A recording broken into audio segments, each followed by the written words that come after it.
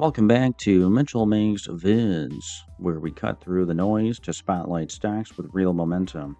I'm Mitchell, and today we're zeroing in on Amicus Therapeutics, ticker FOLD, a biotech powerhouse tackling rare disease with therapies like Galafold for Fabry and Pombiliti for Pompe.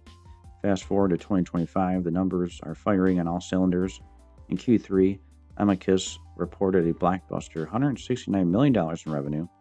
That's a 17% jump at constant exchange rates, flipping to a positive 17 million GAAP net income.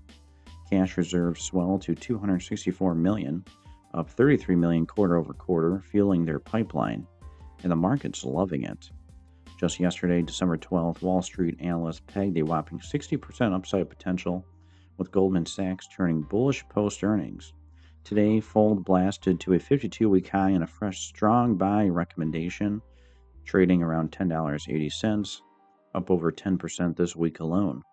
With robust growth and analyst firepower, FOLD looks primed for more gains. What's your take? Buy, hold, or watch? Hit like if this sparked your interest, subscribe for weekly stock deep dives, and drop a comment below.